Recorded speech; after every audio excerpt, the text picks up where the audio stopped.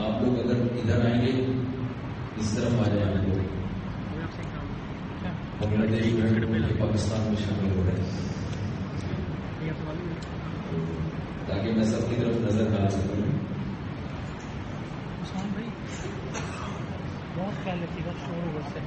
الحمد للہ نحمده ونصلي على رسوله الكريم. آج ہم نے درس قرآن جو ہمارا اتوار کو ہوتا ہے لیکن آج 14 اگست کے حوالے سے آج 13 اگست ہے, کل انشاءاللہ 14 اگست ہے. تو میں نے یہ ارادہ کیا کہ بڑے حضرات نے بھی مشورہ دیا, بلکہ حکم دیا کہ پاکستان کی اہمیت سے کے حوالے سے کچھ باتیں آپ کے سامنے رکھی ہیں, کیونکہ ہمارا جو دیندار طبقہ ہے نا وہ پاکستان کے بارے میں کچھ ضرورت سے زیادہ غلط فہمیوں کا شکار ہے. حالانکہ پاکستان کا سب سے زیادہ فائدہ دیندار طبقے کو ہے, علماء کو ہے, مدارس کو ہے, دینی تحریکوں کو ہے. اور پاکستان کا جو نقصان ہے وہ سب سے زیادہ سیکولر اور لبرل طبقے کو ہے. اسی لیے جو سیکولر طبقہ اور لبرل طبقہ جو مذہب سے دور ہے عمومی طور پر اینٹی پاکستان بھی وہ اتنا ہی زیادہ ہے. سب کی بات نہیں کر رہا لیکن عمومی طور پر.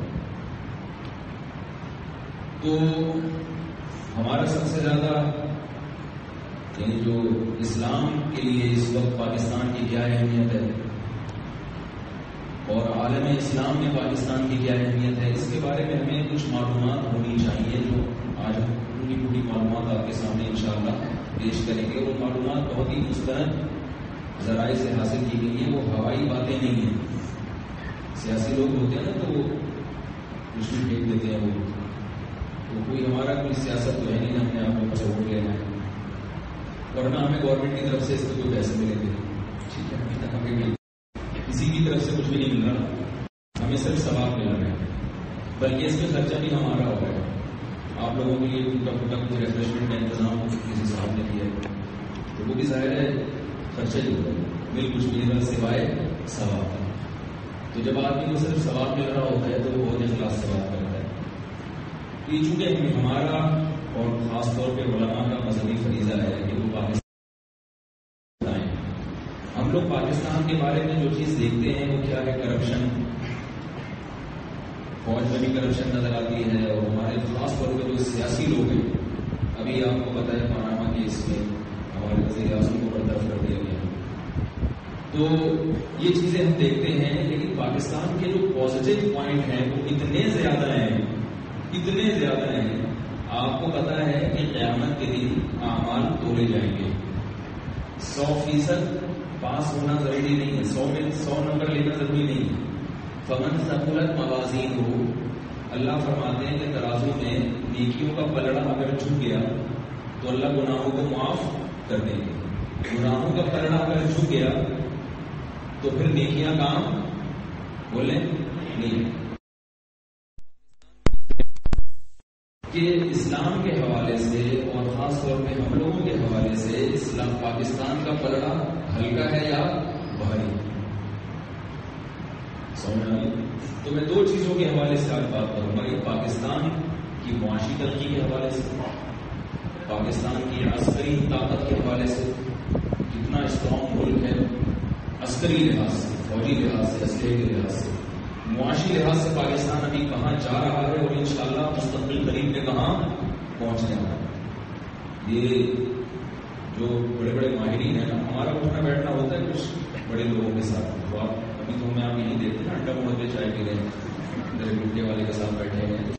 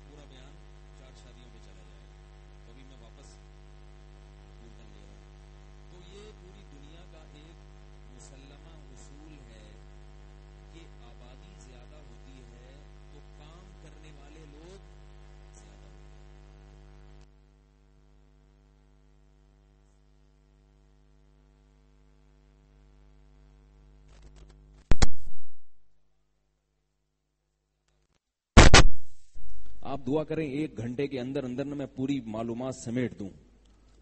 جوانوں کا ریشو بوڑھوں سے زیادہ ہونا چاہیے. کیوں؟ جوان زیادہ ہوں گے بوڑھے کم ہوں گے تو مطلب ہے کمانے والے زیادہ ہیں کھانے والے کم ہیں. کیا خیال ہے؟ ایک مثال دیتا ہوں. ایک گھر ہے جس میں 50 افراد رہتے ہیں اور ایک گھر ہے جس میں 4 آدمی رہتے ہیں. ٹھیک ہے نا؟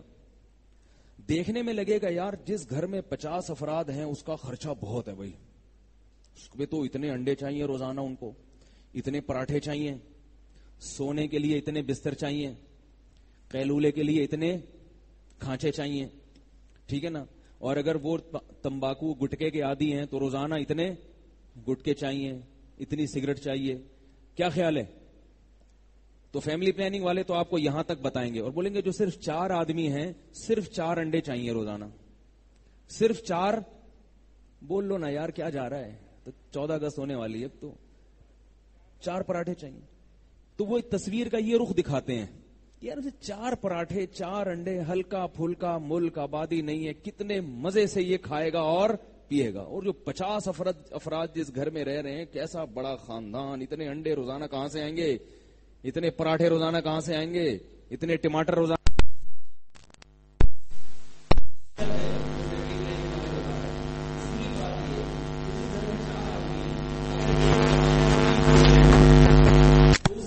جوان 3 بوڑھے تو بیٹھ کے کھائیں گے نا. اس ایک جوان کو اکیلے کو کتنے پراٹھوں کا انتظام کرنا ہے؟ صبح 4 پراٹھوں کا. وہ تھوڑی دنوں میں خود ہی پراٹھا بن جائے گا. وہ کیا خیال ہے؟ وہ انڈے کے آملیٹ بناتے بناتے خود ہی انڈا آملیٹ بن جائے گا تھوڑے دنوں میں. اس پہ بوجھ زیادہ ہوگا کیونکہ مارکیٹ میں انڈوں کی یا پراٹھوں کی کمی نہیں ہے. کوئی ماہر معیشت بیٹھا ہوگا تو وہ کہے گا یہ کون سے فارمولے لگا رہا ہے، انڈے پراٹھے نہیں، ہم سادہ زبان میں آپ کو سمجھا رہے ہیں. کیا خیال ہے؟ تو اکنامکس کے جو اصول ہے نا وہ بیس ان کی سب کی ایک ہی جیسی ہوتی ہے، وہی اصول بڑے پیمانے پر پھر لاگو ہوتے ہیں. تو بھائی جہاں 4 آدمی رہتے ہیں اگر اس میں 3 آدمی بوڑھے ہیں اور 1 جوان ہے تو وہ 1 جوان پر 4 آدمیوں کا بوجھ ہوگا، ایک اپنا بھی اور ایک 3 کا بھی. تو وہ تھوڑے سے ہو کے بھی کیا ہو جائیں گے؟ غریب ہو جائیں گے، بھیک مانگنے پر مجبور ہو جائیں گے. اور اگر ادھر 50 آدمی رہتے ہیں، ان 50 میں 25 جوان ہیں اور 25 بوڑھے، تو ایک آدمی پر 2 آدمیوں کا بوجھ آ رہا ہے، ایک اپنا اور ایک یہ معاشی ترقی کرنا شروع کر دیں گے. تو اس وقت دنیا میں کہا جاتا ہے کہ دوسرے نمبر پر پاکستان وہ ملک ہے جس میں جوانوں کا ریشو سب سے زیادہ ہے. آئی بات سمجھ میں؟ جوانوں کا ریشو سب سے پہلے سعودی عرب ہے، مگر معذرت کے ساتھ سعودی عرب کے جوان اور بوڑھے تقریباً برابر ہیں، کیونکہ ان لوگوں نے کوئی اپنی قوم کو لگایا ہی نہیں کسی لائن پہ. وہ کفیل والا سسٹم اختیار کیا کہ باہر سے بندہ آئے گا، دکان کھولے گا، کمائے گا، آدھا آپ کو دے گا، تو وہ بیٹھ کے کھانے پینے کے عادی ہو گئے. ہمارا سسٹم الحمدللہ ایسا نہیں ہے، بلکہ ہم خود بھی کماتے ہیں اور سعودیہ کے کفیل کو بھی، یعنی جو ہماری کفالت کرتا ہے آدھا اس کو بھی دیتے ہیں، آدھا خود رکھ کے 12 بچوں کو بھی کھلا رہے ہوتے ہیں، بیوی کو بھی کھلا رہے ہیں، ماں کو بھی کھلا رہے ہیں، باپ کو بھی کھلا رہے ہیں، مسجد کا چندہ بھی دے رہے ہیں، مدرسوں میں بھی دے رہے ہیں، قربانی بھی کر رہے ہیں، حج بھی کر رہے ہیں، اور پتہ نہیں کیا کیا کر رہے ہیں، 70% آرمی کو بھی دے رہے ہیں. تو آپ بتاؤ یہ سارا یہ جو صلاحیت ہے یہ ہمارے بازوؤں میں ہے. یہ کس میں صلاحیت ہے؟ یہ ہمارے بازوؤں میں صلاحیت ہے. اب ہمارے پاس ہے وسائل کی کمی فی الحال، جو کہ انشاءاللہ بہت جلد ختم ہونے والی ہے. تو جب آپ کے بازوؤں میں کمانے کی طاقت بھی ہو اور وسائل بھی آپ کو سعودی عرب سے زیادہ ملنا شروع ہو جائیں تو آپ سونے کے نوالے کھائیں گے کہ نہیں کھائیں گے؟ کیا خیال ہے؟ وسائل آپ کو زیادہ ملنا شروع ہو جائیں تو آپ سونے کے نوالے کھاؤ گے اور انشاءاللہ کھائیں گے. ابھی تو آپ صرف جوس پہ گزارا ہوگا نماز کے بعد، اس کے بعد چند سالوں میں آپ دیکھنا ہم آپ کو انشاءاللہ اچھی دعوت کریں گے آپ کی. ٹھیک ہے نا؟ تو اس حوالے سے پاکستان کی جو آبادی ہے وہ ذرا لگائیں اس میں. آپ یہ دیکھ رہے ہیں کہ اس وقت دنیا میں 100 ممالک ہیں، دنیا میں تقریباً 100 ممالک ہیں ان 100 میں پاکستان 6 نمبر پر ہے. یہ بہت بڑی بات ہوتی ہے. تقریباً 2 کروڑ کے قریب پاکستان کی آبادی ہے. 2 کروڑ کہہ رہا ہوں, 20 کروڑ کے قریب پاکستان کی, 1 کروڑ یعنی 19 کروڑ 61 لاکھ, 20 کروڑ پاکستان کی آبادی ہے. اور چائنا کی آبادی سب سے زیادہ ہے, اس کے بعد انڈیا کی ہے. انڈیا کی آبادی 2025 میں چائنا کو کراس کر جائے گی, چائنا سے زیادہ ہو جائے گی. لیکن اس آبادی کا انڈیا کو فائدہ نہیں ہوگا, نقصان ہوگا. اور پاکستان کی جو آبادی ابھی بڑھے گی 2050 کا دکھائیں, یہ آپ دیکھ رہے ہیں 2050 میں پاکستان دوسرے نمبر پہ پہنچ جائے گا. میرے والے نہیں آ رہی بات سمجھ میں. ہمارا جو فلسفہ ہے جس پہ ہم کافی عرصے سے کام کر رہے ہیں, اس فلسفے کو پاکستانی قوم, یہ بہت اوتھینٹک معلومات ہیں, تو پاکستان کہاں پہنچ جائے گا؟ 27 کروڑ پہ پہنچ جائے گا. انڈیا میں مسلمانوں کی آبادی 31 کروڑ ہوگی, اور اسلامی ملکوں میں, یعنی اسلامی ملکوں میں پاکستان کی آبادی دوسرے نمبر پہ پہنچ جائے گی. یعنی سب سے زیادہ مسلمان انڈیا کے بعد کہاں ہوں گے؟ پوری دنیا میں پاکستان میں ہوں گے. تو آپ اس سے پاکستان کی ایک اسلامی حیثیت کا اندازہ لگا سکتے ہیں کہ کسی عرب ملک میں بھی اتنے مسلمان نہیں جتنے کہاں ہوں گے؟ پاکستان میں, جو آبادی کا ریشو ہے. اچھا, اس کے بعد جو ہے پاکستان کے حوالے سے تو یہ معلومات ہیں. جو پاکستان کی آبادی تیزی سے بڑھ رہی ہے, اور بھی دنیا میں مسلمانوں کی آبادی بہت تیزی سے بڑھ رہی ہے. اس وقت مسلمانوں کی آبادی کا ریشو جو ہے وہ 70% ہے. جو دنیا میں مختلف مذاہب ہیں, کرسچن جو ہیں ان کی آبادی جو بڑھ رہی ہے, وہ ابھی دنیا میں سب سے بڑا مذہب کون سا پتہ ہے آپ کو؟ بولو نا بھائی. عیسائی دنیا میں سب سے زیادہ ہیں. اس کے بعد دوسرے نمبر پر کون ہے دنیا میں سب سے زیادہ؟ مسلمان ہیں. تیسرے نمبر پہ اس سے پہلے والا دکھایا نا جس میں ترتیب ہے کہ یہ تو آپ نے وہ بتایا ہے نا کہ جو چند سالوں کے بعد ہوگا. جی اچھا. تو مسلمانوں کی جو گروتھ ریشو ہے, جو بچے پیدا کرنے کی جو ریشو ہے مسلمانوں کی, وہ کتنے فیصد ہے؟ اس کی وجہ سے تو مسلمانوں کی گروتھ ہو رہی ہے, وہ 70% ہے. عیسائیوں کی 34%, ہندوؤں کی 27%, یہودیوں کی 15%, اور دوسرے جو مذاہب ہیں 5%, اور جو کمیونسٹ قسم کے لوگ ہیں جو بالکل کسی مذہب کو نہیں مانتے وہ 3%, اور دوسرے جتنے بھی دنیا میں مذاہب ہیں وہ ان کا ریشو ایک بھی نہیں ان میں سے مذہب یعنی اس مذہب کو قبول کر رہا. اور جو بدھسٹ لوگ ہیں وہ مائنس میں جا رہے ہیں. اس لیے چند سالوں کے بعد اسلام دنیا کا سب سے بڑا مذہب بننے والا ہے. یعنی آپ اگر تبلیغ چھوڑ بھی دیں, اللہ نہ کرے مدارس کو بند بھی کر دیں, تو بھی چند سالوں میں دنیا کا سب سے بڑا مذہب کون سا ہوگا؟ اسلام ہوگا. یہ گروتھ ریشو ہمارا اتنی تیزی سے بڑھ رہا ہے, جس میں سب سے زیادہ کردار کس کا ہے؟ سعودی عرب کے بعد پاکستان کا کردار. سمجھ میں آ رہی ہے بات؟ پاکستان کی عسکری طاقت, most powerful Muslim armies of the world. اس وقت جو یعنی روایتی اسلحہ ہے نا, روایتی ایٹم بم کے علاوہ جو روایتی اسلحہ ہے, اس کے لحاظ سے سب سے پہلے ہے ترکی. مسلمان ملکوں میں سب سے پہلے جو طاقتور ہے اس کی آرمی ہے 5,10,500. پاکستان کی آرمی ہے 6,20,000. لیکن اس کے پاس دوسرے اسلحے کچھ زیادہ ہیں. اس کا بجٹ ہے $18 ملین, اور پاکستان کا بجٹ ہے 7.6 ملین. اس کے پاس جو ٹینک ہے 3,800 ہیں, پاکستان کے پاس تقریباً 3,000 ہیں. ان کے پاس دوسرے راکٹ 811, پاکستان کے پاس 134. ان کے پاس جو ایئر کرافٹ گنے ہیں 1,000 ہیں, پاکستان کے پاس 923, تقریباً قریب ہیں. 445 ہیلی کاپٹر ہیں, پاکستان کے پاس 306, یہ بھی قریب ہیں. ان کے پاس یہ نیوی میں کوئی جہاز ہوتا ہے مخصوص قسم کا بحری جہاز, ان کے پاس 194, پاکستان کے پاس 195. یہ والے جہاز ان کے پاس 16, ہمارے پاس 10, ان کے پاس 8, ہمارے پاس یہ نہیں ہے. ان کے پاس سب میرین 13, ہمارے پاس 8. تو ترکی کے قریب ہے پاکستان, لیکن افرادی قوت میں پاکستان ترکی سے آگے ہے. اور ابھی پاکستان ترکی کو جو ہماری آرمی ہے وہ جو نئے سے نئے میزائل بنا رہی ہے، کچھ وقت کے بعد روایتی اسلحے میں پاکستان ترکی کو پیچھے چھوڑ دے گا. غلط نہیں آ رہی بات سمجھ میں؟ جو روایتی اسلحہ ہے، اور اگر ایٹم بم کو ملایا جائے، ظاہر ہے پاکستان ایٹمی طاقت ہے، ترکی ایٹمی طاقت نہیں ہے، اس کو ملایا جائے تو اسلامی ملکوں میں واحد جو نیوکلیئر پاور ہے وہ کون سی ہے؟ لوگ ایران کے بارے میں کہتے ہیں کہ ایران بھی نیوکلیئر پاور ہے مگر وہ ڈکلیئر نہیں کر رہا. یہ بہت بڑی غلطی ہے اور بہت بڑی غلط فہمی ہے. ہم نے بہت ہی مستند ذرائع سے یہ بات ہمیں معلوم ہوئی ہے کہ ایران قیامت تک ایٹم بم بنا ہی نہیں سکتا. ایران کے پاس وہ یورینیم وغیرہ ہے جس سے ایٹم بم بنتا ہے، لیکن اس کے باوجود ایران قیامت تک ایٹم بم نہیں بنا سکتا. کیوں؟ اس لیے کہ ایران کے پاس وہ ماہر سائنسدان ہیں ہی نہیں جو پاکستان کے پاس ہے. اگر یورینیم وغیرہ آپ کو پکڑا دیا جائے تو آپ بنا لو گے بم؟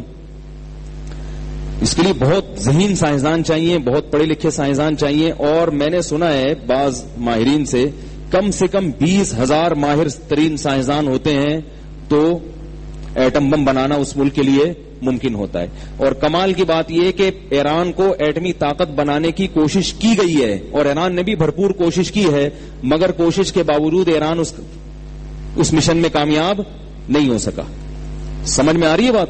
تو یہ پاکستان کو اللہ نے بہت بڑی ایک طاقت دی ہے، پاور دی ہے کہ الحمدللہ ہم ایک ایٹمی طاقت ہیں اور ہمارا جو ایٹم بم ہے وہ انڈیا سے زیادہ مضبوط. اللہ نہ کرے کہ وہ پھٹے، لیکن جب وہ پھٹے گا تو آگے آپ جملہ مکمل کر لیں، ٹھیک ہے نا؟ کیا کیا پھٹے گا اس سے وہ آپ خود سوچ سکتے ہیں. ٹھیک ہے، آگے چلیں بھائی. عسکری لحاظ سے ابھی تک پاکستان محتاج تھا امریکہ کا. آپ کو پتا ہے بات بات پہ ہم ان سے طیارے خریدتے تھے. سعودی عرب نے امریکہ سے ابھی طیارہ لیا ہے اپنی سرحدوں کی حفاظت کے لیے. امریکہ جب آپ کو طیارے دے گا تو ظاہر ہے وہ اس لیے تھوڑی دے گا کہ آپ اس کو امریکہ کے مفاد کے خلاف لے کے جائیں یا امریکہ کی پالیسیوں کے خلاف لے کے جائیں.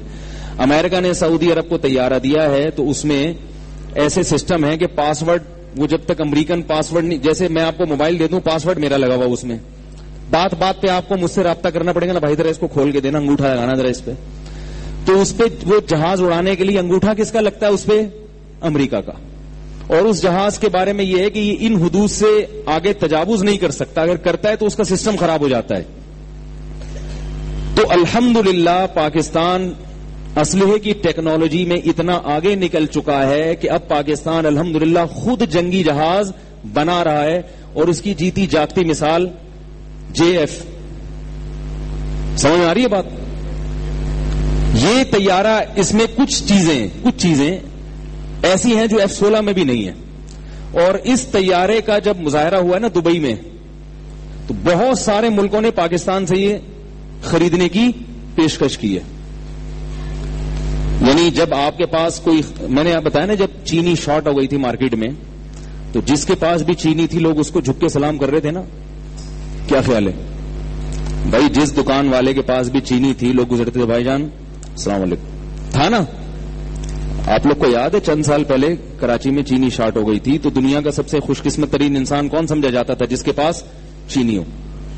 تو اس وقت یہ پاکستان الحمدللہ کتنے طیارے ہیں یہ ہمیں معلوم نہیں ہے، کتنے بنا چکا ہے واللہ عالم.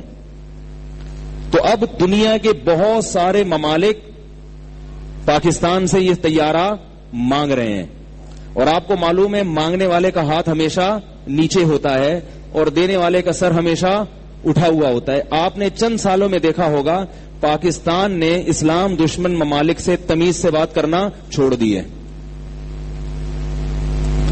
ان کی سمجھ میں نہیں آ رہا یار. پہلے پاکستان کی جو خارجہ پالیسی تھی، آپ کو معلوم ہے بات بات پہ پاکستان سوری کرتا تھا. چند سال پہلے دیکھ لیں، جب بھی کسی بڑے ملک کی طرف سے دھمکی آتی تھی پاکستان سوری کرتا تھا. اب پاکستان نے اسلام دشمن بڑی، میں کسی ملک کا نام نہیں لینا چاہتا، جتنی بھی بڑی بڑی طاقتیں ہیں جو اینٹی پاکستان تھیں، اب پاکستان نے ان سے تمیز سے بات کرنا چھوڑ. پاکستان اس وقت صرف تمیز سے بات کر رہا ہے تو چائنا سے بات کر رہا ہے، باقی اب کسی سے بھی تمیز سے بات بولو بھائی نہیں کر رہا. کہہ رہے کرنا ہے کرو، نہیں کرنا ہے نہیں کرو. ہمارے ساتھ دوستی لگانی لگاؤ، نہیں لگانی پتلی گلی سے نکلو. اس کی وجہ یہ ہے، دو وجہ ہیں، ایک تو یہ، ایک اور آگے آ رہی ہے بھی، ٹھیک ہے نا. تو اس کی ویڈیو ذرا دکھائیں، اس جہاز، اس کی کیا خاصیت ہے آپ دیکھیں اس کو. یہ ہمارے اپنے ملک کی پروڈکٹ ہے الحمدللہ. تھوڑی آواز تیز کریں، اس میں کوئی میوزک نہیں ہے، جہاز کی آواز ہے.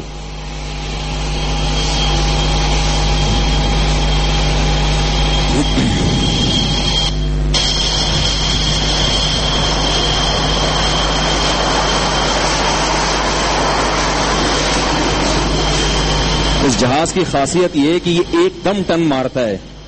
یہ اڑے گا نا، وہیں کھڑے کھڑے مڑ جائے گا. یہ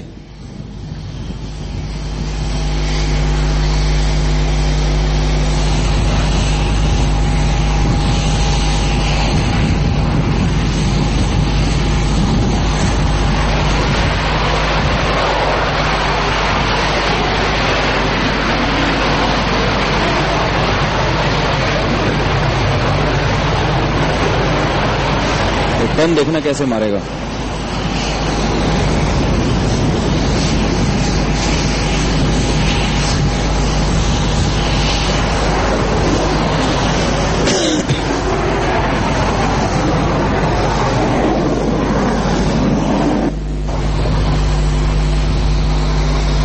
وہ لگاتے نا وہاں سے بڑی ٹن مارے اس میں.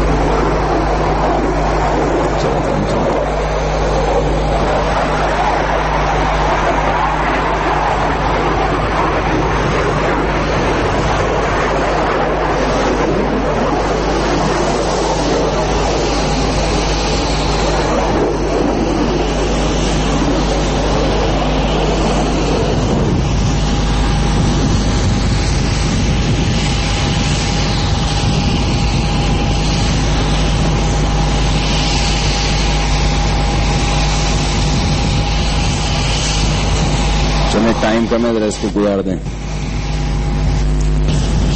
اس کی کلابازیاں دکھانی تھی نا آپ نے.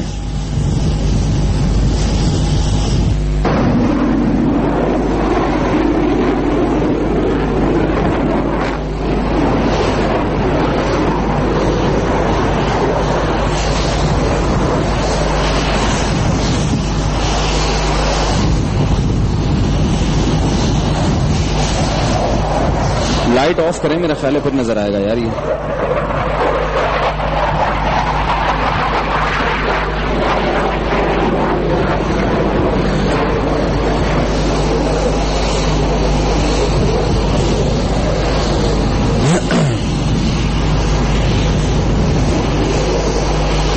چلیں اس کو.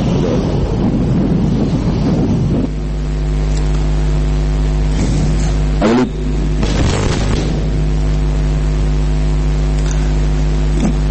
پاکستان کی فضائی طاقت آپ نے دیکھی، اور ایسے پتہ نہیں کتنے جہاز بنائے ہیں. سمجھ رہے ہیں اس جہاز کی خاصیت. اور اس جہاز کو اڑانے کے لیے دل گردہ چاہیے، کیونکہ جب یہ اتنی اسپیڈ کے ساتھ واپس ٹن مارتا ہے نا، تو یہ کوئی نتھو پتھو پائلٹ اس میں چلتا نہیں ہے. ٹھیک ہے نا. صحیح ہے. یہ گن آپ دیکھ رہے ہیں، کارنر شاٹ گن. میں نے سنا ہے کسی سائنٹسٹ سے، اوتھینٹک خبر نہیں ہے لیکن کسی سائنٹسٹ سے میں نے یہ بات براہ راست سنی ہے کہ اسرائیل کے بعد واحد پاکستان وہ ملک ہے جس نے یہ گن بنائی ہے. یہ گن امریکہ کے پاس بھی نہیں ہے. سمجھ میں آ رہی بات؟ کوشش کی ہے بہت سارے ملکوں نے بنانے کی، مگر بنا نہیں سکے. یہ پاکستان نے بنائی ہے یہ گن. اس گن کی خاصیت یہ ہے کہ یہ فولڈ ہو جاتی ہے. یعنی بندہ یہاں کھڑا ہوا ہے, آپ اس کے بیرل کو گھمائیں اور یہیں سے ٹھا کر کے اس کو, بھائی بندوق میں یہ ہوتا ہے نا کہ آپ نے سامنے آنا پڑتا ہے, تو جب سامنے آئیں گے تو ظاہر ہے وہ آپ کے سامنے آئے گا تو آپ بھی اس کے سامنے, دونوں آمنے سامنے ہو جائیں گے. تو اس گن کی خاصیت کیا ہے کہ آمنے سامنے نہیں ہوتے. دوسری بڑی خاصیت اس گن کی یہ ہے کہ 500 میٹر کے فاصلے پر بیٹھا ہوا بندہ آپ کو گائیڈ کر سکتا ہے. یعنی میں یہاں بیٹھا ہوں اور آپ انڈا موڑ پہ کھڑے ہوئے ہیں گن لے کے, تو کمانڈر جو ہے وہ آپ کو یہیں سے بیٹھ کے گائیڈ کر سکتا ہے کہ آپ کا ہدف وہاں ہے اور آپ جس بندے کو آپ نے ہدف بنانا ہے وہ اس وقت وہاں کھڑا ہوں. یعنی وہ میں بھی کیمرے میں دیکھ رہا ہوں گا اور آپ بھی دیکھ رہے ہوں گے, تو یہاں سے گائیڈ کر کے اپنے ہدف کو نشانہ بنایا جا سکتا ہے. یہ دو بڑی خاصیتیں اس گن کی. دکھا دیں, تھوڑی سی ویڈیو دکھا دیں, ٹائم کم ہے.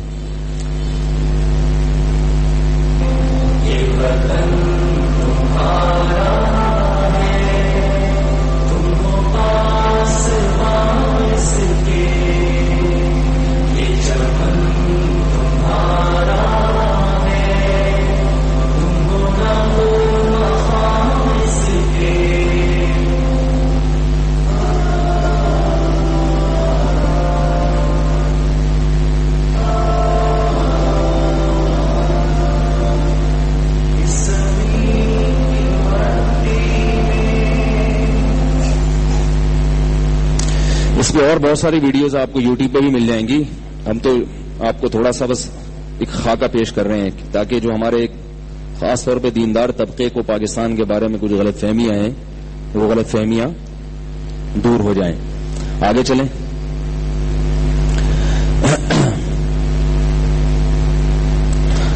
پاکستان کی اکانومی دکھا رہے ہیں آپ کو. 2017 میں پاکستان کی جو اکانومی جس رفتار سے بڑھ رہی ہے وہ ہے 5.3 اور انڈیا ہے 7.5. اور آپ یعنی یہ پاکستان کی رپورٹ نہیں ہے, یہ باہر کی دنیا یہ پاکستان کے بارے میں بتا رہی ہے. اور آپ یہ دیکھ سکتے ہیں کہ آگے چلیں 2050 کی بتائیں. یہ 2017 کی ہے نا, 2050 کی نہیں اس میں دکھا رہے. اچھا چلیں پھر آگے, اس کا کوئی فائدہ نہیں ہے. آگے چلیں, آگے آگے آگے. اچھا اب جو میں آپ کو ایک بات چھوٹی سی بتانا چاہتا ہوں کہ پاکستان کی, یہ تو آپ کو پاکستان کی ملٹری اور پاکستان کی عسکری طاقت کا تھوڑا سا اندازہ الحمدللہ ہو گیا ہوگا. اب اتنا آسان نہیں ہے. انڈیا کے لیے تو پاکستان کو دھمکی دینا سوال ہی پیدا نہیں ہوتا. سمجھ آئی بات. اب تو بین الاقوامی طاقتیں ہیں جو پاکستان کے خلاف سازشیں کر رہی ہیں. انڈیا میں اب الحمدللہ اتنا دم نہیں ہے کہ وہ پاکستان کو ٹیڑھی آنکھوں سے دیکھے. انڈیا کا بھی ہونے کیا والا ہے وہ بھی انشاءاللہ ہم آپ کو بتائیں گے آگے. ابھی ایک بہت اہم ترین بات یہ ہے کہ آپ کو معلوم ہے کہ اسرائیل کا مسئلہ بہت عرصے سے چل رہا ہے. یہ جو پاکستان کے حالات خراب ہو رہے ہیں نا, اسرائیل کی کوشش ہے گریٹ اسرائیل بنانے کی. اسرائیل کا یہ دعویٰ ہے کہ بیت المقدس پہ حضرت سلیمان علیہ الصلوۃ والسلام کے ذریعے یہودیوں کی حکومت قائم ہوئی تھی. اللہ نے ان سے وعدہ کیا تھا کہ پوری دنیا میں تمہاری حکومت قائم ہوگی. قرآن کے مطابق ان کی بدعمالیاں تھیں جس کی وجہ سے اللہ نے ان سے حکومت چھین لی اور قیامت تک کے لیے ان پر ذلت کو مسلط کر دیا. قرآن میں جگہ جگہ ہے, درس قرآن میں آپ لوگ سنتے رہتے ہیں. لیکن یہودی ابھی بھی اس خوش فہمی میں مبتلا ہے کہ دنیا پر حکومت کرنا صرف اور صرف ہمارا حق ہے. نحن ابناء اللہ, ہم اللہ کے بیٹے ہیں. اس کے لیے آپ دیکھ سکتے ہیں کہ یہودیوں نے پوری دنیا میں بکھرے ہوئے تھے. یہ یہودی آپ اپنے والدین سے پوچھیں تو وہ بتائیں گے کہ ہمارے بچپن میں یہاں کراچی میں بھی بہت سارے یہودی تھے, پوری دنیا میں یہودی تھے. یہاں آج بھی آپ کو کراچی میں اور پاکستان کے دوسرے علاقوں میں یہودیوں کی عبادت گاہیں ملیں گی. مگر آپ کو معلوم ہے اب یہودی پوری دنیا سے سمٹتے سمٹتے کہاں جا رہے ہیں؟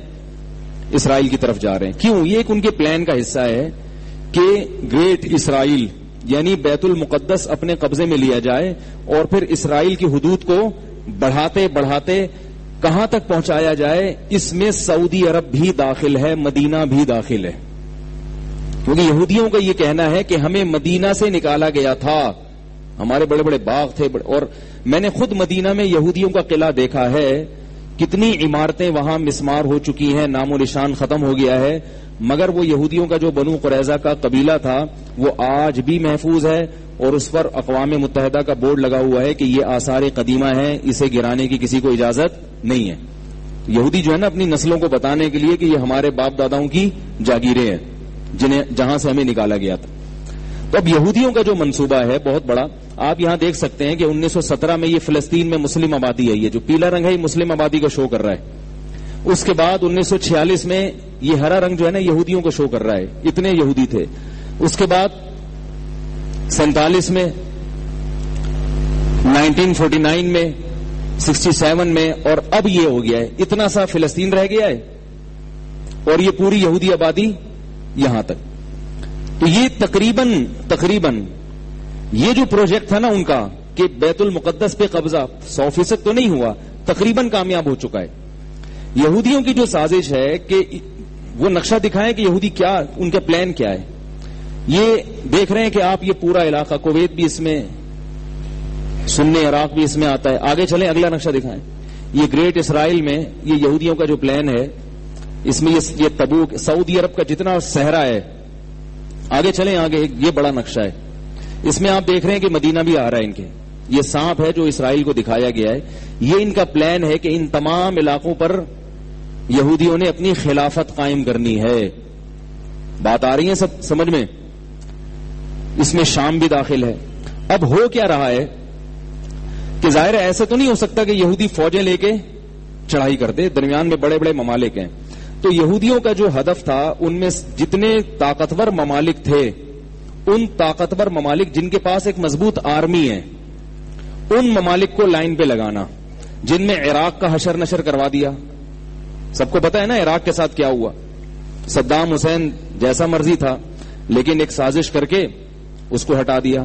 لیبیا ایک معاشی لحاظ سے بہت طاقتور ملک تھا, تو آپ کو پتا ہے لیبیا میں بغاوتیں کروا کے عوام کو وہاں کے حکمران کے خلاف کھڑا کر دیا. عوام بے وقوف بنی, ان کو یہ معلوم نہیں تھا کہ اس وقت مسلم ملکوں میں امن قائم کرنا ہی سب سے زیادہ ضروری ہے, چاہے آپ کے حاکم ظالم ہوں یا عادل ہوں.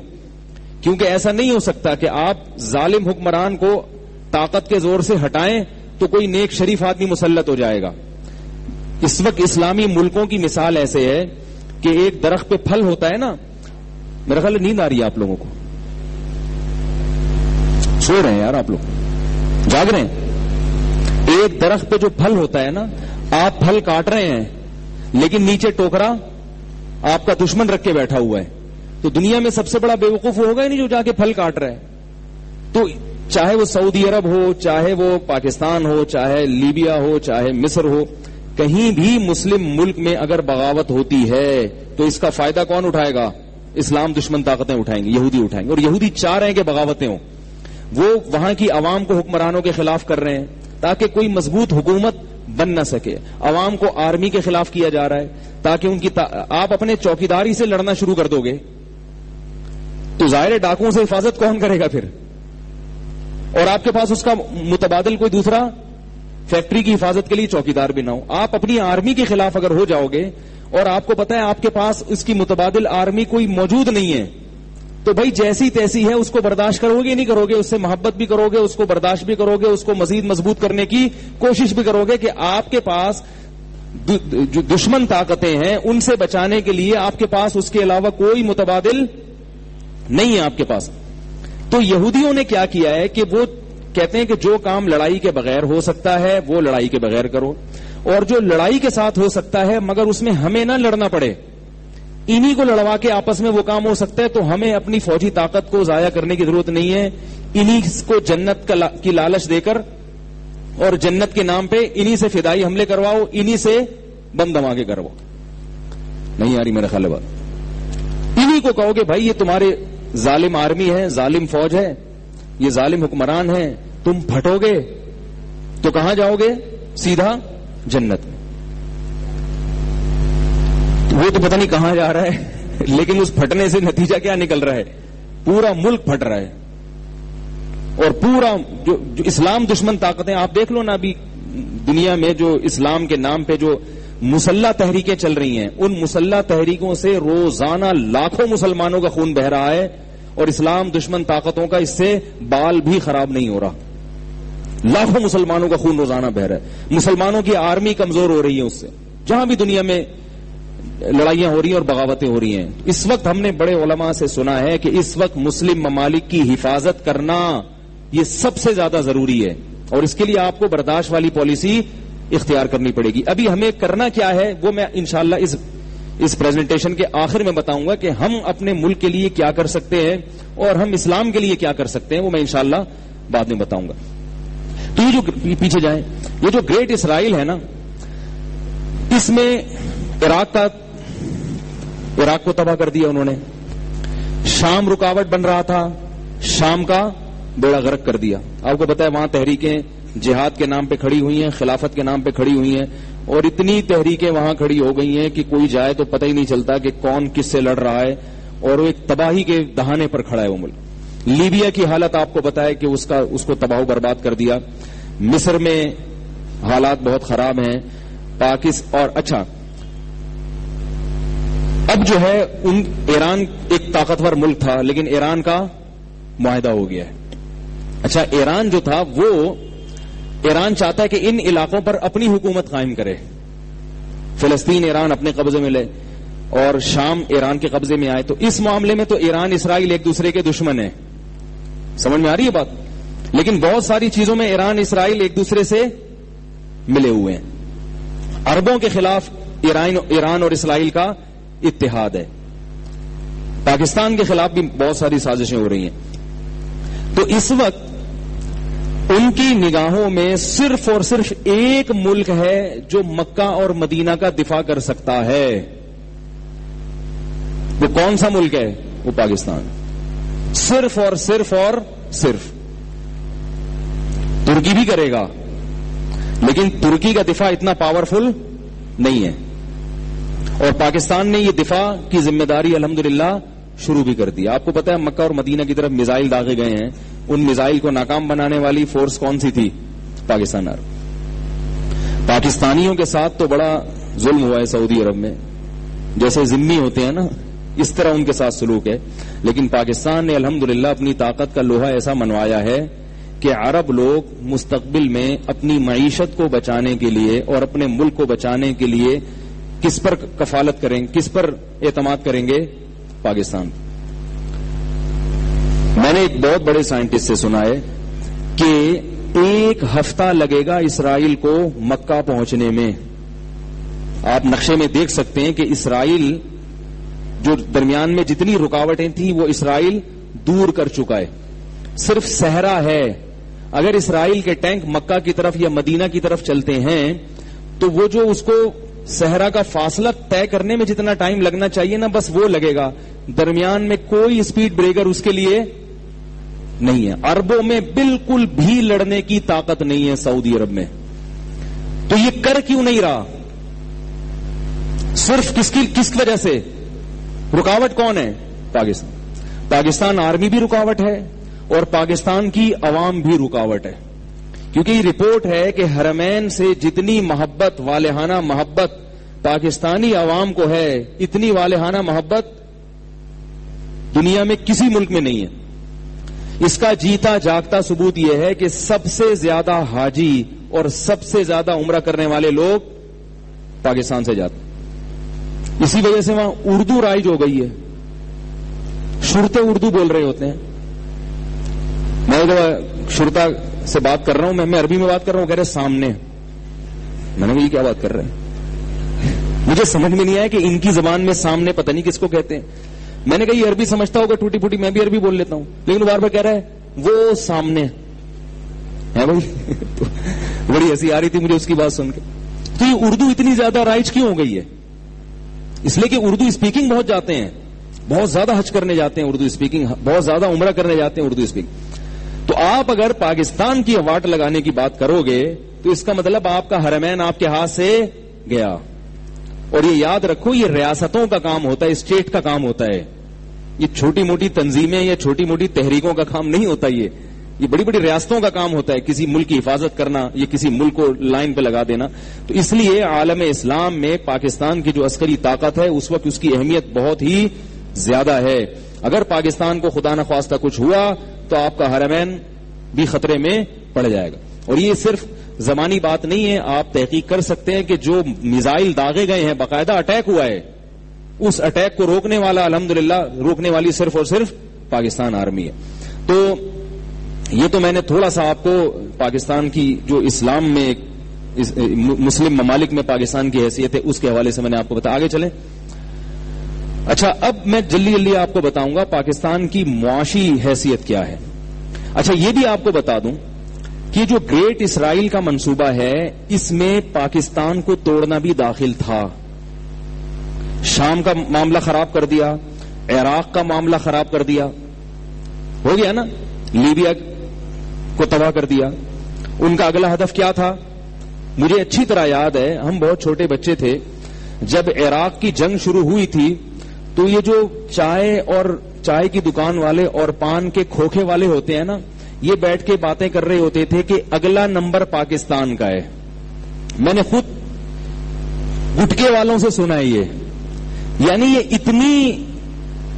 اتنی پکی ڈھکی بات تھی, لوگوں کو پتا تھا کہ بھئی عراق ایک طاقتور ملک تھا, اس کا تباہ کر دیا تو اب اگلا نمبر کس کا ہے, پاکستان. پاکستان پر براہ راست حملہ نہیں کیا گیا کیونکہ ایٹمی طاقت ہے, اور دوسرا وہ پاکستان کی عوام سے بہت ڈرتے ہیں کہ یہ سارے پھٹنا شروع ہو جائیں گے. صحیح ہے نا, یہ برداشت نہیں کریں گے کسی غیر ملکی آرمی کو یہاں. تو انہوں نے پھر یہ پلان بنایا کہ پاکستان کو توڑ دیا جائے. کراچی کو توڑنے کی باتیں ماضی میں ہو رہی تھی کہ نہیں ہو رہی تھی؟ تو یہ گریٹ اسرائیل کے پلان کا بولو نا یار حصہ تھا. بلوچستان میں چند سال پہلے تک قومی ترانہ پڑھنا منع تھا یا نہیں تھا؟ ہمارے ایک دوست کہیں جا رہے تھے کوئٹہ, پینٹ شرٹ پہن کے جا رہے تھے. میں نے کہا پگڑی پہنو, واسکٹ پہنو اور لمبی چوڑی وہ شلوار جس میں 4 آدمی آئے, ایسی شلوار پہن کے سفر کرو شاید بچت ہو جائے. ان کی سمجھ میں نہیں آیا. کوئٹہ جا رہا ہوں میں گھومنے کے لیے, لٹ پٹ کے آ گئے راستے سے. جو اینٹی پاکستان بلوچ تھے, بلوچ سارے ایسے نہیں الحمدللہ محب وطن ہیں, لیکن ظاہر ہے جو خریدے یا جو اسرائیل کی ایک جو پالیسی کا حصہ بن رہے تھے وہ بڑے طاقتور تھے کیونکہ ان کو اسلحہ انڈیا سے مل رہا تھا. انڈیا اور اسرائیل آپ کو پتا ہے وہ تو سگے بھائیوں کا رشتہ ہے ان کا. تو انڈیا کے ذریعے اسرائیل نے مداخلت کروائی کہاں پر؟ بلوچستان میں. اور کس راستے سے؟ افغانستان کے راستے سے, کیونکہ افغانستان سے بلوچستان کا بارڈر ملتا ہے. تو افغانستان کی حکومت سے انڈیا کے بہت اچھے تعلقات ہیں, اور وہاں سے آپ کو پتا ہے کہ پھر بلوچوں کو اسلحہ دیا گیا اور ان کو بتایا گیا تم پہ ظلم ہو رہا ہے, یہ ہو رہا ہے, تمہارے ساتھ یوں ہو رہا ہے. خریدے گئے بلوچ اور انہوں نے بلوچستان کو علیحدہ کرنے کی تحریکیں شروع کر دیں. اور یہ تحریکیں اتنی زوردار تھیں, اتنا زور پکڑا ان تحریکوں نے کہ چند سال پہلے بلوچستان میں آپ پاکستان کا جھنڈا نہیں لہرا سکتے تھے. وہ ہمارے دوست گئے ہیں, کوئٹہ جا رہے تھے, راستے میں بس اغوا ہوئی, لٹ پٹ کے. میں نے کہا شکر کرو زندہ واپس آ گئے. وہ پنجابی نہیں بولتے تھے, شکر ہے ان کو اگر وہ پنجابی اسپیکنگ ہوتے تو وہ آج جنت الفردوس میں اعلی مقام پر ہوتے. تو اردو کی وجہ سے ان کو چھوڑ دیا وہ, کیونکہ وہ سمجھتے ہیں پنجاب زیادہ اسٹرانگ ہے.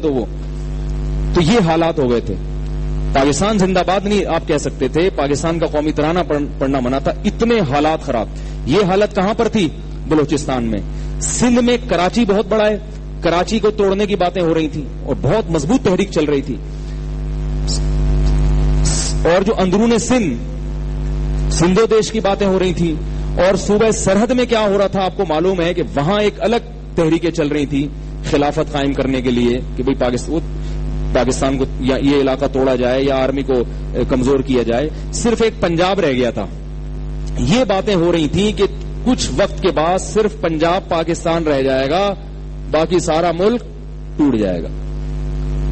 لیکن یہ اللہ تعالیٰ کا بہت بڑا فضل ہے, بہت بڑا کرم ہے کہ جو کباب میں جو آخری ہڈی تھی الحمدللہ وہ ان سے چبی نہیں, اور یہ تمام سازشیں الحمدللہ ناکام ہو گئی.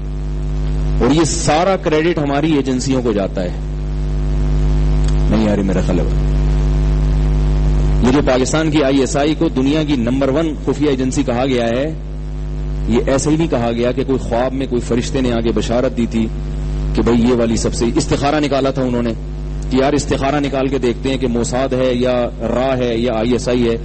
ان کے ہری پگڑی والوں نے اور ان کی سفید پگڑی والوں نے مولویوں نے استخارہ نکال کے بتایا کہ ISI ہے. ایسا نہیں ہے.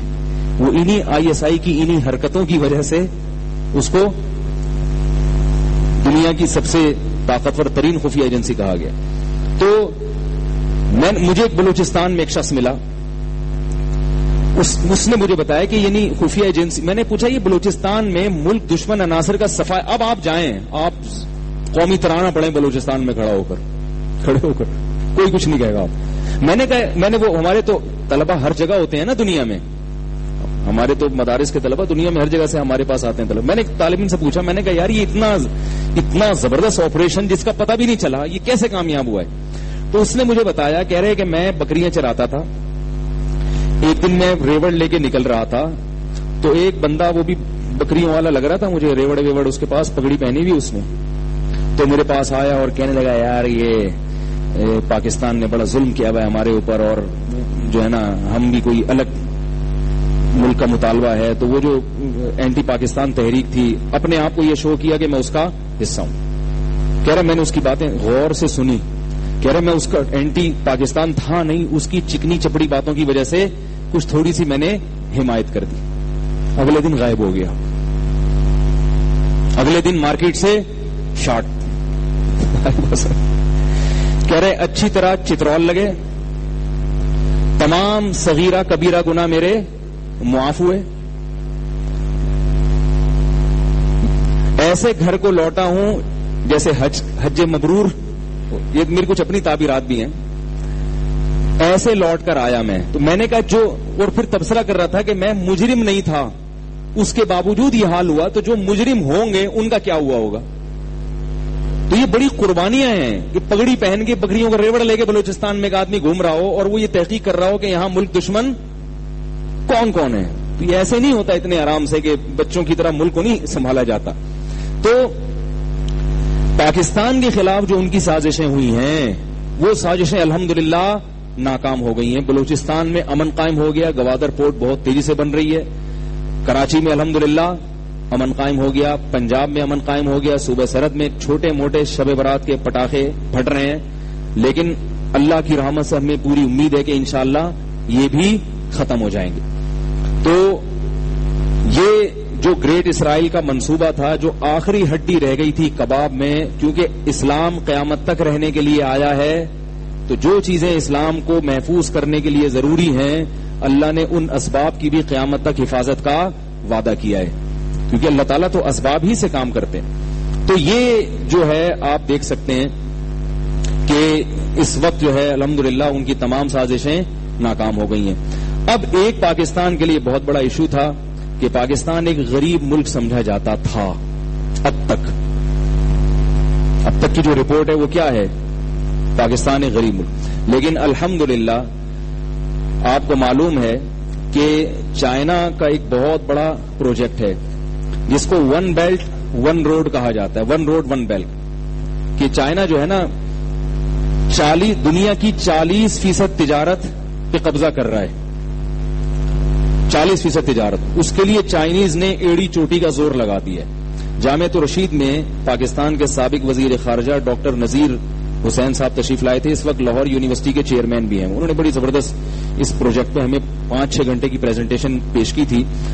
بڑی زبردست پریزنٹیشن تھی، وہ تو بہت لمبی ہے، میں وہ نہیں دوں گا. کہ اس وقت معاشی لحاظ سے نا پوری دنیا کا توازن بہت تیزی سے چینج ہو رہا ہے اور مستقبل قریب میں چائنا سپر پاور بننے جا رہا ہے. اور یہ ان لوگوں کی ہی رپورٹ ہے کہ چائنا دنیا میں سپر طاقت مسلم ممالک سے جوڑ کیے بغیر بن نہیں سکتا. جب تک مسلم ممالک کو وہ اسٹرانگ نہیں کرے گا، طاقتور نہیں بنائے گا، چائنا سپر پاور بننا، چائنا کا جو خواب ہے وہ پورا نہیں ہو سکتا. تو ہمیں چائنا کے سپر پاور بننے کے چکر میں غریبی میں فائدہ کس کو ہوگا؟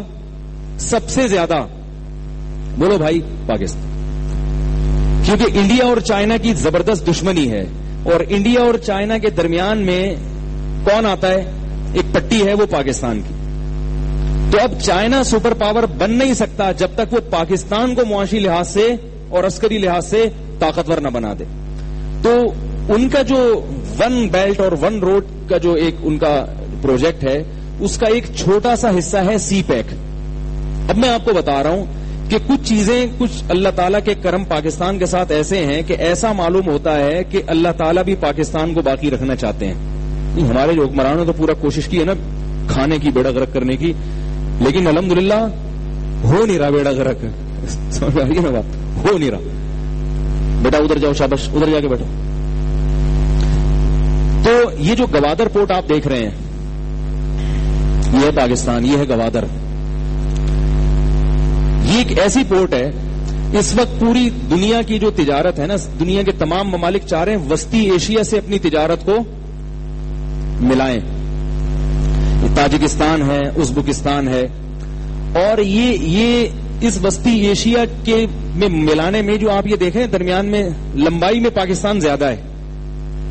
اس کے لیے یہ تمام ممالک اس وقت پاکستان کے محتاج بنے ہوئے ہیں. ابھی میں آپ کو بتاؤں گا کیسے.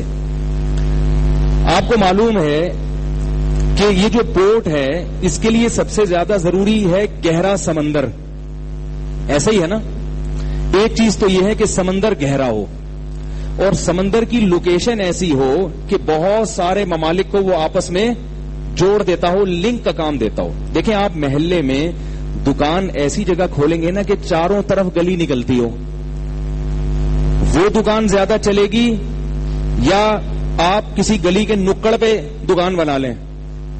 بھائی آپ کی کوشش ہوگی کہ چار راستے نکل رہے ہیں تو آپ کی دکان بالکل درمیان میں ہونی چاہیے, سب لوگ آپ سے مال خریدیں گے.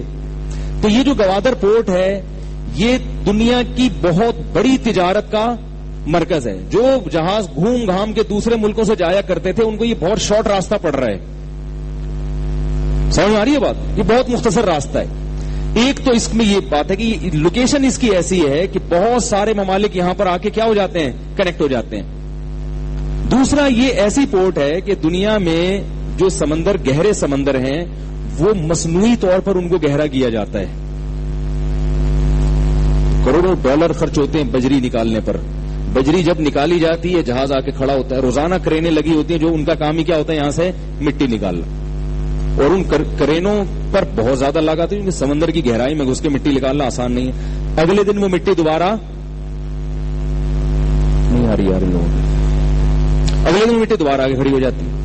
گوادر پاکستان ہم جیسے ہمارے جو سست ترین حکمران ہیں ان سے یہ توقع ہے کہ وہ مٹی نکالیں, پاکستان کو ترقی دینے کے لیے وہ مٹی نکالیں, اگلے دن دوبارہ مٹی آئے, پھر اتنی ٹینشن پالیں گے. یہ تو موٹر وے بنانی تھی, انہوں نے کہا کوریا کو آرڈر دے دو یار, تم بنا لو, پیسے لے لینا, جب پورے ہو جائیں تو ہم چلائیں گے اس پہ اپنی گاڑیاں. کوریا نے موٹر وے بنائی نا, کوریا نے کہا میں ٹول ٹیکس لگاؤں گا, اور $20 ملین بہت تھوڑے سے عرصے میں کوریا کما کے پتلی گلی سے نکل لیا, ہمیں فری پھوکٹ کی موٹر وے مل گئی. تو ہم تو ایسے نالائق لوگ ہیں, نالائقی پہ بھی کبھی بیان کریں گے انشاءاللہ. ابھی تو ہم 14 اگست کے حوالے سے صرف لائقی پہ کر رہے ہیں بیان, ٹھیک ہے نا. ٹھیک ہے. تو اللہ کی قدرت آپ دیکھو کہ گوادر وہ پورٹ ہے جو قدرتی طور پر گہری ہے, اور اس میں ریت اور بجری, سمندر کا بہاؤ اور ہواؤں کا رخ اس طرح ہے کہ اس میں ریت اور بجری آتی نہیں ہے اور نکالنی پڑتی نہیں ہے. اور آپ دیکھیں انڈیا کا سمندر کتنا بڑا ہے, یہ دیکھ رہے ہیں آپ, یہ پورا انڈیا سے ٹچ ہو رہا ہے, اور پاکستان کے ساتھ سمندر کتنا چھوٹا سا ٹچ ہوتا ہے. بھائی دیکھو یہ پاکستان, یار تھوڑا سا بڑا نہیں کر سکتے نقشہ, رہنے دیں, ایسا نہ غائب ہو جائے, پھر ایسے ہی رہنے دیں یار, چشمہ لگا کے دیکھ لیں جو ان کو نظر نہیں آیا. شکر الحمدللہ. یہ آپ دیکھ رہے ہیں کتنا چھوٹا سا ٹکڑا سمندر سے لگتا ہے پاکستان کا, دیکھ رہے ہیں نا, اور انڈیا کا اتنا بڑا. انڈیا کے پاس ایک بھی پورٹ نہیں ہے ایسے. یعنی جب قائد اعظم نے پاکستان بنایا, یہاں کا ادھر کا مسلمانوں کو, ادھر کا ہندوؤں کو, کوئی سوچ سکتا تھا کہ جو سونے کا گھڑا ہے وہ اس چھوٹے سے ایریے میں دفن ہے؟ کوئی سوچ سکتا تھا اس وقت؟ یہ اللہ کی طرف سے ہے یا نہیں ہے؟ تو یہ جو گوادر پورٹ ہے اتنی چھوٹی سی, اتنا گہرا سمندر, جس میں بجری نکالنے کی ٹینشن بھی نہیں ہے, اور یہ لوکیشن ایسی ہے کہ یہاں سے آنے والے جہاز, یہاں سے آنے والے, یہ پورا دنیا کا آباد علاقہ ہے. یہ تمام محتاج ہوں گے گوادر پورٹ کی. یہ دبئی اور یہ جتنے ممالک ہیں نا, ان کی سمندری تجارت زیرو ہو جائے گی. پوری پریشان بیٹھے ہوئے ہیں. یہ لوگ آئیں گے ہمارے ہاں جاب کرنے. شیخ, ایک میرا خواب ہے, واللہ والوں شیخ صاحب آئیں گے, ٹھیک ہے نا, رومال باندھے ہوئے ہوں گے, باقی آگے ہم جائیں گے. کسی بھال ہم سے اچھے ہی مسلمان ہیں, انہوں نے بھی ہمیں بہت کھلایا ہے, ٹھیک ہے نا. میں خواب تو دیکھ سکتا ہے نا آدمی, استخارہ کیا, نکلا ہے ہمارا یہ والا استخارہ. تو یہ جو ہے یہ سمندر, اس سمندر کا فائدہ کیا ہوگا پاکستان کو؟ یہ روڈ آپ دیکھ رہے ہیں, یہ جا رہی ہے چائنا تک, یہ شاہراہ ریشم سے جا کے مل جاتی ہے. اس روڈ کی اتنی اہمیت ہے کہ اس روڈ, یہ یہاں سے 2022 میں یہ روڈ مکمل ہو جائے گا. وہ روڈ دکھائیں یار ذرا, یہ جو روڈ تیار ہو رہا ہے. ان کو آج میں نے ساری تصویریں نکال کے دیں گے, ابے نہیں یار یہ والا نہیں ہے, چلو یہی ہوگا. ان کو کیا پتا کون سا ہے. ٹھیک ہے, ہاں یہ روڈ ہے.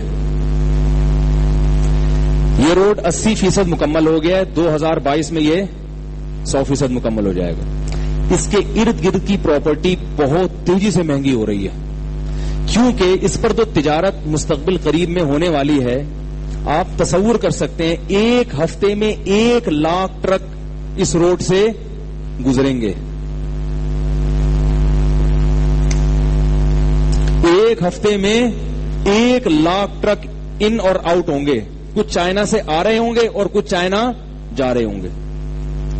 آپ کی جو موٹر وے بنی تھی نا, موٹر وے, تھوڑے سے عرصے میں کوریا نے ٹول ٹیکس کے ذریعے 20 ملین کمایا ہے. کہا جا رہا ہے کہ پاکستان تھوڑے سے عرصے میں $100 ملین کما لے گا اس روڈ سے, تھوڑے سے عرصے میں. کیونکہ وہ جو ٹرک گزریں گے وہ فری پاکٹ میں نہیں گزریں گے. ابھی جو نیٹو کے ٹرک جاتے ہیں نا, کوئی صدقہ زکات بھی نہیں نکالتے وہ اس گزرنے کی, اور ہمارے روڈوں کو توڑتے ہوئے الگ جاتے ہیں. یہ جو ٹرک جائیں گے یہ فری میں, یہ جگہ جگہ ٹیکس دیں گے. تو آپ اندازہ لگاؤ, ایک, اور یہ پان گٹکے لے کے نہیں جائیں گے.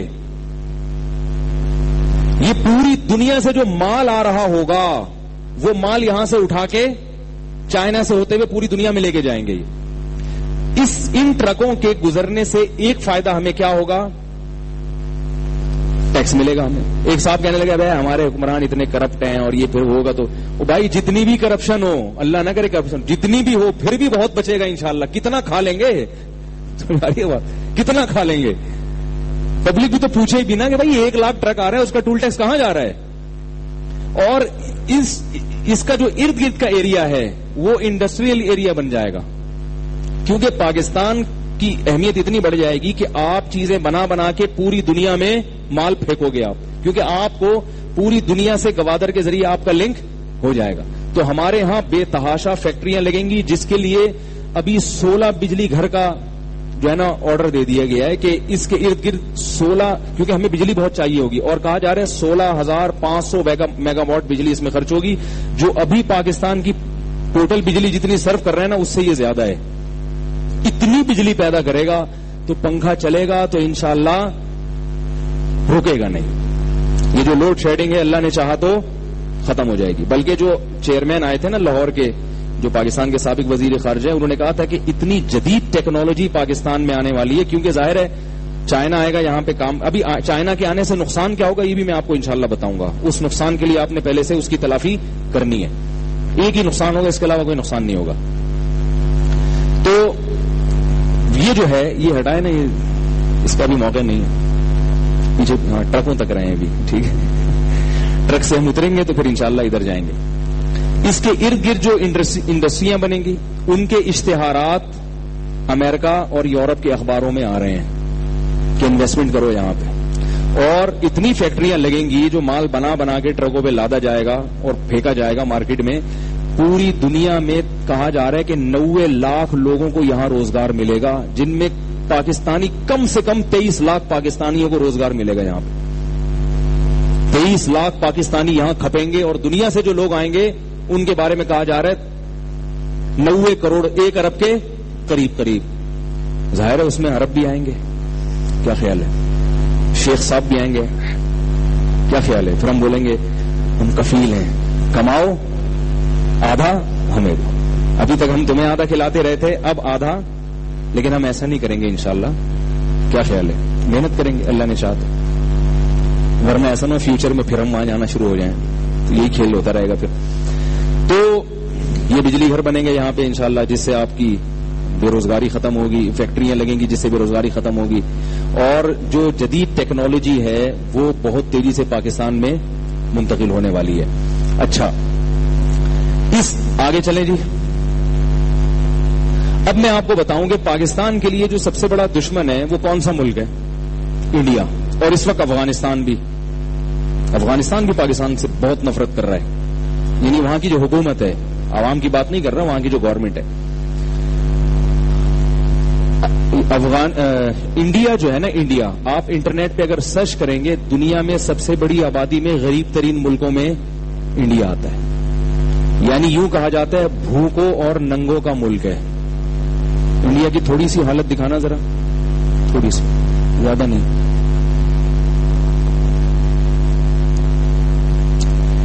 जो आप अगर डॉक्यूमेंट्रीज देखेंगे ना इंडिया के बारे में इंटरनेट पर, जो गोरों ने बनाई है, इंडिया की जो इंडस्ट्रियों की तादाद है पाकिस्तान से ज्यादा है, लेकिन वहां की आबादी के लिहाज से वो कम है।